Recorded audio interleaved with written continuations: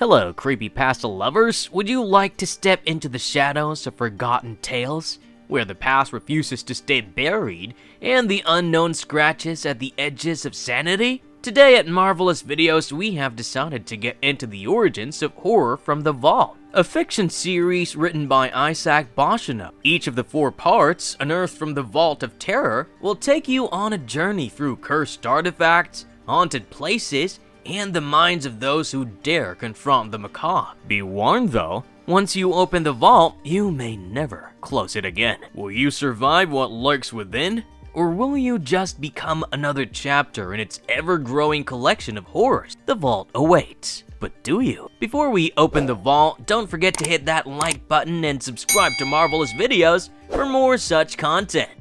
The birth of Horror from the Vault, from page to cultural phenomenon. The origins of the Gestalt, the creature known as the Horror from the Vault, remain shrouded in mystery. What we do know is that it was imprisoned with a tomb in Alden. This tomb was no ordinary structure. Its very design was a warning to those who approached. Crafted from a frosty black stone fretted with microscopic strands of supercooled liquid, it was engineered to prevent the creature's escape. The tomb lay within a silver sarcophagus shaped like a faceless ghoul, believed to reflect the monster's true form. The sarcophagus itself was etched with carvings depicting the Gestalt's past atrocities, a grim reminder of the horrors it had unleashed. For countless centuries, the creature remained entombed, its evil dormant, but that dark peace was shattered when the Gestalt was unleashed once more, free to wreak havoc and spread misery upon the world. The vault was rediscovered by a group of college students and their professor during a geological expedition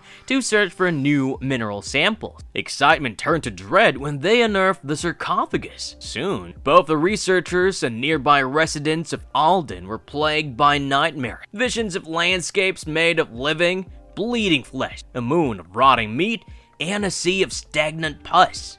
Psychological fractures followed, leaving many disturbed and withdrawn. When the sarcophagus was opened, the Gestalt awoke, consuming the team as its first victim. Only Laurie Summers, a student from the original group, survived, scarred, but alive. The creature wasted no time spreading terror, abducting townsfolk and animals to harvest their flesh, creating hideous scout forms and flyers resembling horrific hybrids of spiders, snakes, and wolves. Meanwhile, it hid within its pulsating nest, a gruesome bioconstruct of flesh and bone. Efforts to destroy it failed spectacularly. A firebombing of its nest only triggered mutations, transforming the Gestalt and its creations into airborne horrors cloaked in ash. These flyers began abducting humans en masse, dragging them into the ashen cloud to be consumed or twisted into new abominations. The Gestalt's adaptability turned every attack into fuel for its evolution, leading to catastrophic events. America fell, with survivors fleeing to inhospitable regions like Antarctica,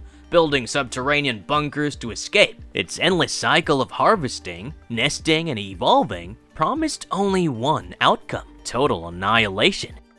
The eerie stories and unsettling themes. I think we all know maybe one too many creepypasta stories. Remember Jeff the Killer and the Momo Challenge? Yeah, those were real. Real creepy. But let me tell you, Horror from the Vault deserves a top spot in all that eerie Hall of Fame. It's easily one of my all-time favorites, and the voice actors who brought it to life, absolute legends.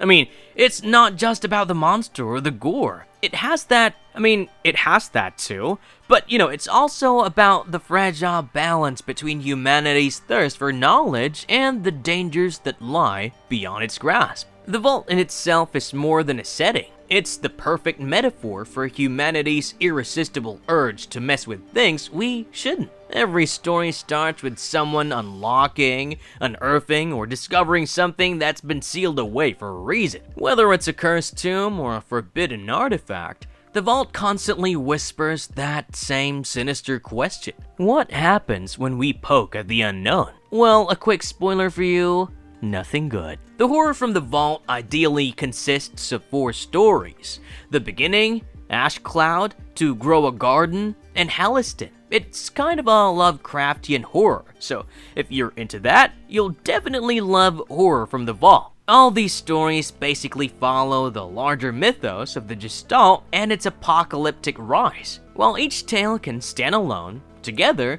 they weave a chilling narrative arc that spans from the creature's initial discovery to the eventual collapse of human civilization. The first parts focus on the discovery of the vault, the awakening of the Gestalt, and the initial consequences of tampering with the unknown. The second and third parts explore the aftermath of the Gestalt's escape, the creature's growing power, and humanity's early attempts to fight back as terror spreads across Alden and beyond. The fourth part delivers a harrowing depiction of global collapse, showcasing humanity's final, desperate efforts to survive, and the horrifying adaptability of Gestalt. The thing has very few weaknesses, one of which was the cold, making the whole of humanity, or whatever was left of it, retreat to extreme environment, like Antarctica, in a desperate bid for survival. Boschano's creatures aren't your run-of-the-mill ghosts. Oh no, we're talking about real nightmare fuel here. So imagine a monster that grows stronger by literally absorbing everything in its path, be it people, fire, and even biomatter, and then using those pieces to create grotesque hybrids. It's equal parts terrifying and disgusting, but you just cannot look away. The idea of a shapeless mass of flesh and organs, composed of thousands of people and animals fused together, relentlessly consuming everything in its path, it's kind of hard to think of a creature that's more terrifying than that. Boschano also shines through his flawed human character. Their struggles can be seen as not just against external horrors, but also their internal conflict. Laurie Summers, the lone survivor of the Gestalt's initial awakening, is a standout example. Her trauma and resilience anchor the narrative, making her both a victim and a warrior. Her story isn't just about surviving the monster.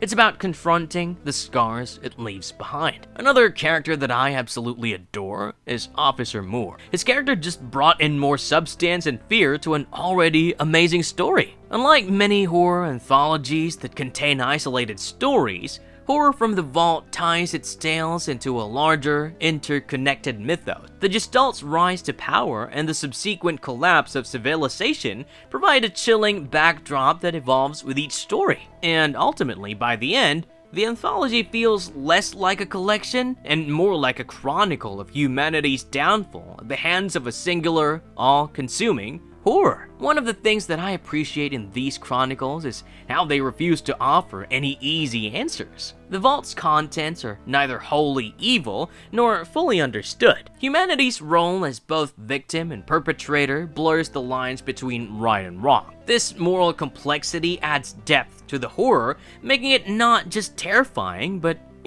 thought-provoking. The horror is, thus, often unresolved, leaving us grappling with what we've experienced. It's this refusal to tie things neatly that makes the stories so memorable. They feel like glimpses into a larger, incomprehensible nightmare that continues beyond the video. I must also mention the imagery that Boschano depicts throughout. His descriptions aren't for the faint of heart, but they're what elevate the horror.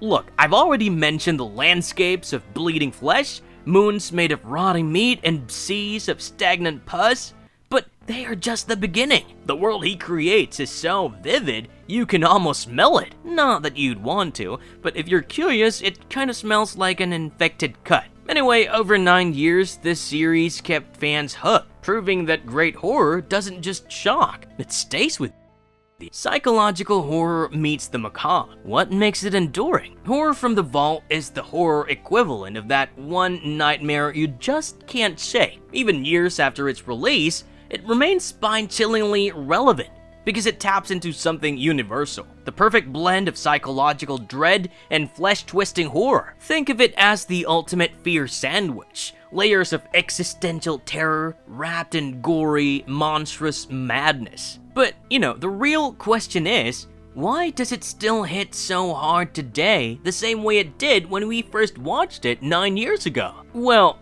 to be fair, there are many reasons. Sure, the Gestalt is a hideous, formless blob made of thousands of people and animals mashed together, but it's not just a walking abomination. It represents fears we all share, the loss of identity and humanity's helplessness in the face of unstoppable change. The Gestalt's horrifying adaptability makes it the perfect metaphor for everything we can't control, whether it's climate change, pandemics, or just the march of time. It's not just a monster, it's an existential crisis with tentacles. And it's not just what you see, it's what you feel. The characters aren't just running from a monster, they're grappling with paranoia, isolation, and the slow unraveling of their own mind. Boschino masterfully uses nightmares, hallucinations, and creeping dread to pull readers into his character's descent into madness. I mean, what's scarier than a monster you can't escape? Well, a monster that lives rent-free in your head. And let's face it, people love stories about crossing lines we shouldn't. You see a flashing red button that clearly says don't push, and what's the first thing we do? Push it, of course. No, it's not just a you thing, it's a we thing. Whether it's unlocking ancient tombs or prying open locked doors, we can't help but ask what's inside. Horror from the Vault takes this universal curiosity and punishes it in the most horrifying ways possible. It's terrifying, it's thought-provoking, and frankly, it's just too good to forget. Marvelous verdict. In the end, Horror from the Vault is more than a collection of scary stories. It's a masterclass in keeping you awake at night. Whether it's the creeping psychological dread, the monsters, or the haunting what-ifs, Isaac Boschino proves that true horror isn't just about jump scares. It's about leaving a mark that lingers long after the lights go out. So if you're brave enough to dive in, just remember, some doors are better left unopened. But hey, where's the fun in that? So if you have not given the Horror from the Vault a chance yet, what are you waiting for? And if you have, let us know down below what your favorite parts were. And if you liked our content, don't forget to leave a like and subscribe to our channel if you haven't already. Have a good one and be safe. Thanks everyone.